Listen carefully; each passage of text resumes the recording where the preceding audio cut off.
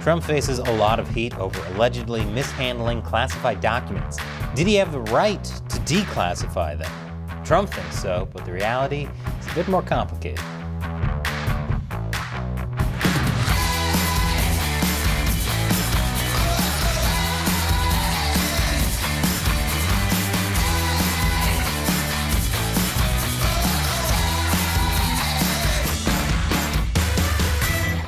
Welcome to America Uncovered. I'm Chris Chappell. In a previous episode, I covered how Trump was indicted a second time over his alleged mishandling of classified documents. If you want to learn more in depth about the indictment itself, I'll leave a link below. But the Trump indictment raised a lot of questions about whether he had the power to declassify information. Trump argues that he can. Back when the FBI seized documents from his Mar-a-Lago residence, Trump told Fox News host Sean Hannity that if you're the president of the United States, you can declassify just by saying it's declassified, even by thinking about it. And when asked about the declassification process, there doesn't have to be a process, as I understand it. The indictment, however, painted a pretty bad picture when Trump admitted on tape he had kept secret military information that he didn't declassify. According to the audio transcripts, Trump said, "See, as president, I could have declassified it, but added, now I can't, you know, but this is still a secret." Some Republicans, like House Judiciary Chair Jim Jordan, are sticking with Trump anyway. And they argue he has the authority to declassify thanks to the Constitution and the 1988 case Navy v. Egan. The standard is clear. The standard is Navy versus Egan, a 1988 case, unanimous decision from the court that Justice Blackmun wrote the opinion, and it said the president's ability to classify and control access to national security information flows from the Constitution. He decides. He alone decides. He said he declassified this material. He can put it wherever he wants. He can handle it however he wants. That's the law. That's the standard. When asked what to make of Trump's recorded comments about not being able to declassify information, Jim Jordan sidestepped the issue by insisting the indictment was politically charged. Gotta love it when politicians just ramble on about a side issue to avoid directly answering questions they don't like. Does Jim Jordan's argument hold?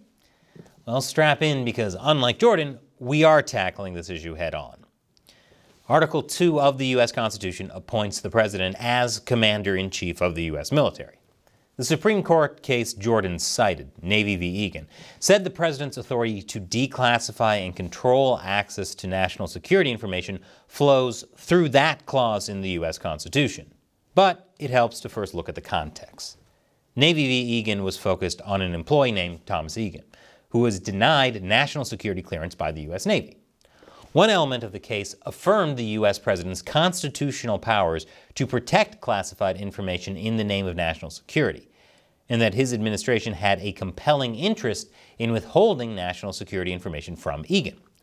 So contextually, this was about withholding national security information from individuals, not about whether the president could just do whatever he wants with national security documents.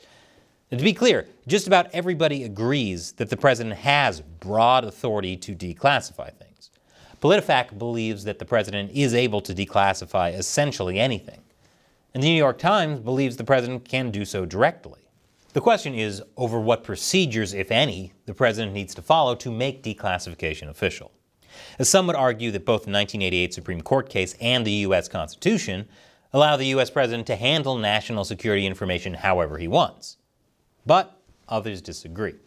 Many point to a 2020 court case involving the New York Times trying to pry details from the CIA after one of Trump's tweets. The Second Circuit ruled in the case that declassification, even by the president, must follow established procedures. The American Bar Association says this is proof that a formal procedure is required so governmental agencies know with certainty what has been declassified and decisions memorialized. So how does that apply to Trump? I'll get to that after the break. Welcome back. So, can Trump declassify anything at any time, or does he need to follow a procedure? Some point to that 2020 New York Times v. CIA case, which ruled that declassification, even by the president, must follow established procedures. But there's a lot of misunderstandings about that case. First, we need to review something that the case cited. President Barack Obama's 2009 Executive Order 13526. This will be the part that Trump supporters may find disappointing. It prescribes a uniform system for classifying, safeguarding, and declassifying national security information. Obama's executive order explicitly states that the president is an original classification authority, meaning he can decide on his own whether information should be classified. But when it comes to declassifying information, it never specifically listed the president as someone who can do it. In fact, there are limitations. Under Section 3.1, the executive order states that information shall be declassified or downgraded by the official who authorized the original classification, if that official is still serving in the same position and has original classification authority, as well as successors and those with authority by the originating agency. This first one is relevant to our story about Trump. It would be one thing if Trump had declassified information while in office and then brought home those documents. But if he wasn't the one who originally classified the info, then he wouldn't be authorized to declassify it when his presidency ended, at least under Obama's executive order. Executive Order 13526 gives the president broad classification authority and suggests a possibility for broad presidential declassification authority under certain circumstances, but it doesn't explicitly provide for such authority. In other words, there is no magic wand to declassify things in an instant. Instead, the executive order makes reference to consulting with intelligence agencies first. It's not clear whether Trump consulted with the intelligence community to determine if it was in the public's interests to declassify the documents he held. Now, if you're disappointed by all that, don't worry, now it's time to disappoint everyone else. Keep in mind that recommending procedures isn't the same as requiring them. The executive order simply says who may declassify information and what standards they should apply. But beyond that, it doesn't outline any declassification procedure. While both individual agencies and the Information and Security Oversight Office have developed additional rules about how declassification should be carried out, none of these procedures apply to the president. In other words, the executive order's limitations are mostly self-constraints that the U.S. president, with his constitutional authority, could just ignore. Even legal experts in the intelligence community acknowledge this. In fact, it's possible that Trump could have just done away with Obama's executive order. The American Bar Association says presidents can modify or nullify executive orders, but there's no evidence that Trump made any moves to do so with Obama's. Now, a lot of Trump supporters are also pointing to the Presidential Records Act to say that Trump could simply designate classified information he took as personal records while he was president. But there are several problems with that. I'll tell you more after the break. Welcome back. According to Trump's lawyers, Trump allegedly made an implicit designation decision by simply transporting the records to his home while he was still president. The records in question are thus presumptively personal. They cited Judicial Watch v. NARA, the National Archives and Records Administration, to prove that Trump didn't need to provide documentary evidence of his designation decisions. That case involved the conservative group Judicial Watch suing NARA over audio tapes of a historian's interview with former President Bill Clinton. The group wanted the audio tapes, which were stored in Clinton's sock drawer, to be declared presidential records, but the court ruled against it. The judge argued that NARA couldn't reclassify the recordings. That responsibility was left solely to the president. In a twist of irony, a senior attorney at Judicial Watch is now citing that ruling to argue that the FBI should never have forcibly taken records from Trump. He argues the government should lose U.S. v. Trump. If not, then he wants the Clinton tapes.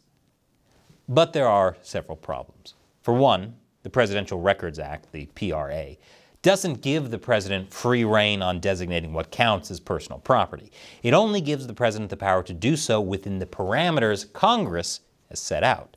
And there are quite a lot of parameters.